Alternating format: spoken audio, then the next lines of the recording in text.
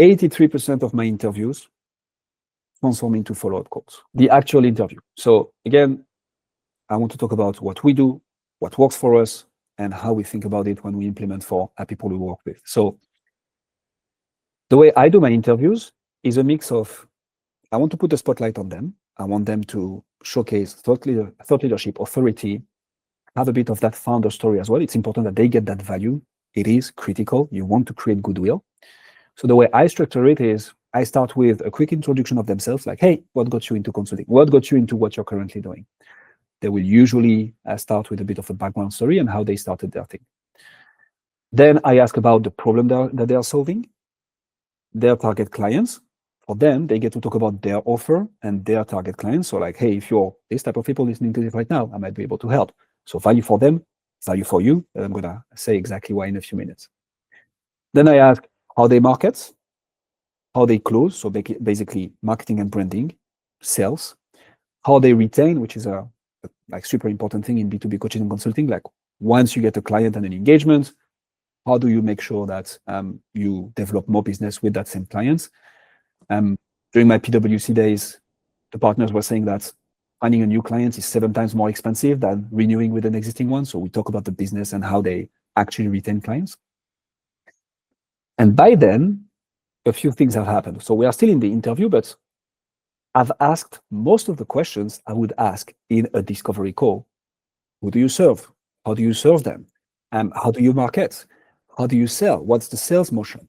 How do you do follow-ups? Like what does work for you? Once you've sold them, how do you retain? How do you keep them happy? How do you do all this? So we've built goodwill. They've talked about themselves. I already found out a few things about how they are currently working. And then I asked them the killer question, which is, hey, look, where are you stuck right now? And most people will not say where they are really stuck. And that's not what you want to get out of the interview because it's recorded. In my case, it's live. So nobody will say, oh, I'm really bad at this. I had one guest yesterday say it, which was very interesting and led to a very interesting follow-up conversation. But they will give you a bit of a hint of what they are not 100% comfortable with. And this applies to any niche, like whatever you're selling, whatever you're helping people with. If you ask where they're stuck, because of how you frame the interview, 99% of the time, they will give you something that you will be able to follow up on after the interview. Most of the time, I won't get enough there. So I ask, hey, so what's the next big thing you're looking for? Like, what's the next thing for you? 3 to 6 months, what are you looking forward to? And they will give me something else. So we've made the episode about them. We've created great content for our niche, by the way, because the B2B coaches and consultants listening to this get to see how their peers are doing it. That's the whole business model of a conference, right? You go there to meet your peers and get some thought leadership out of them. This is the exact same model. And I've uncovered some things that I will be able to follow up with 83% of the time. I'm going to show you exactly why that number. Then comes the off-air debrief. So at the beginning of the interview, I will always say, hey, look, once we hit stop records, don't leave. I like to get the feedback from my guest and discuss next step, publication time, and so on. We hit stop record. It's not on the air anymore. It's not live anymore. Here is exactly what I say and how.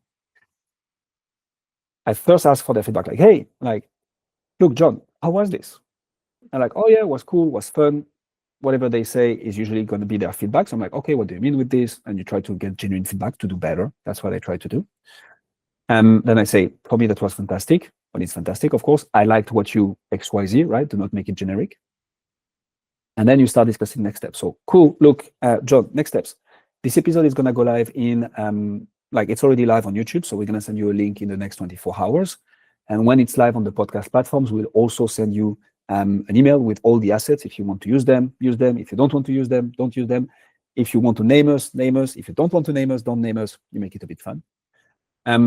Okay, cool, super. I will definitely reshare and so on. And here I say, cool, John, how can I help?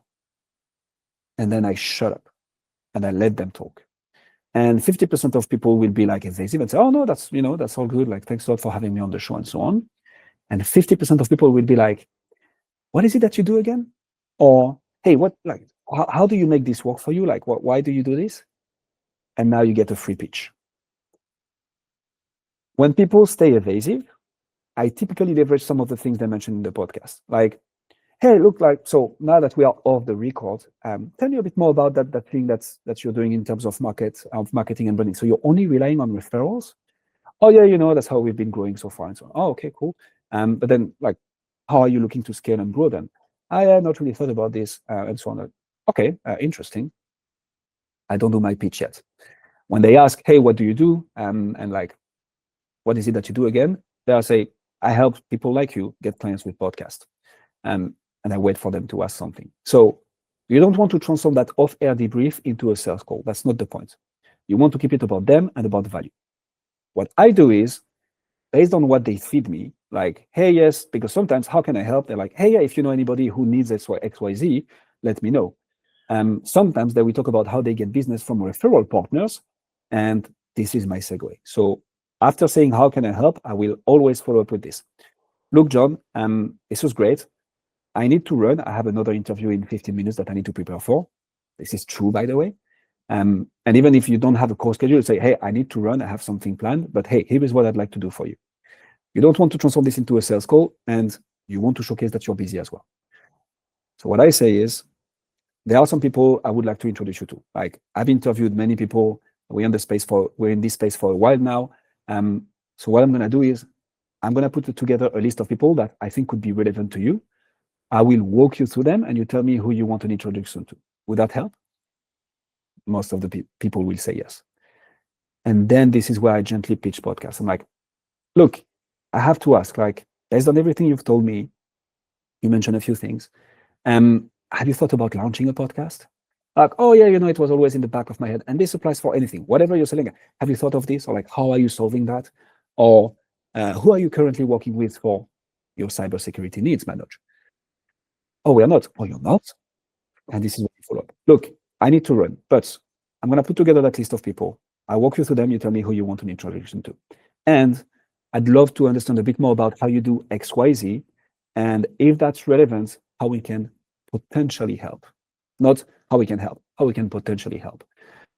Would it be appropriate to schedule a 30 minutes catch up next week, same day, same time? Because you're leading with value. You're leading with, I'm going to introduce you to some relevant people, and it needs to be true. You need to do that introduction to relevant people. And I'd like to understand a bit more about you, how you do XYZ, and see how it could be relevant for us to potentially help.